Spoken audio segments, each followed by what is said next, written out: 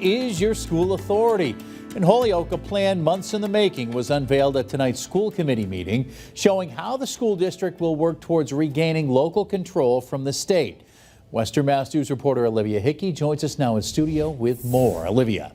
Chris, the plan outline includes trainings and professional development to ensure Holyoke Public Schools and its leaders are ready to stand out on their own without state oversight.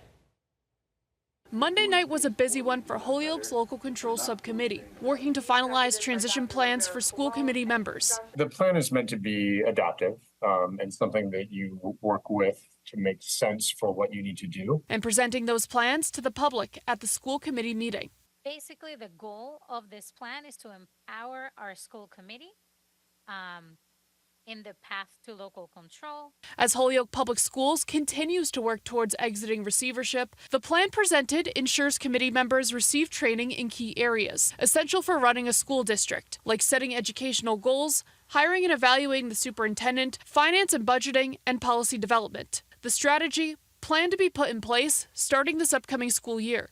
None of us knew what to do, but we were going to figure it out together. And City Mayor Joshua Garcia emphasizing getting this done to collaboration with the state. Western Mass News has been watching this unfold since the beginning. The city's public schools were placed under receivership in 2015, when the state believed the district was critically underperforming. The timeline took a turn in March when Russell Johnston, the acting commissioner of the Department of Elementary and Secondary Education, ensured the district and city he was committed to finally help the paper city develop a clear plan to exit receivership. Since then, Johnston, chair of the school committee, Mayor Joshua Garcia, district receiver Superintendent Anthony Soto, and the school committee's local control subcommittee have held regular public meetings to map out the plan forward. There is no set date for the district to exit receivership, but Garcia emphasizes they want to be prepared for when that time comes. a lot of the members here on this side of the table haven't been on a board while we were in control, and there is a level of responsibility to it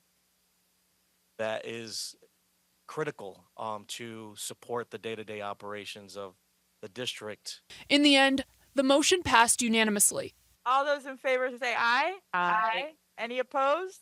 Great. Motion passes unanimously.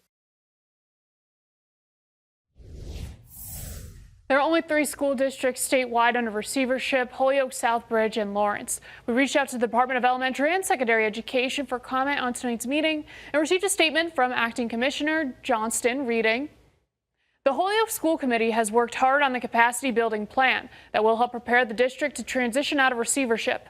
We appreciate the seriousness and focus that Mayor Garcia and the members of the local control subcommittee brought to this work in collaboration with DESE, and we look forward to supporting them as they implement the plan."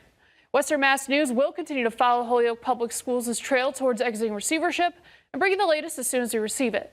Reporting in studio, Olivia Hickey, Western Mass News.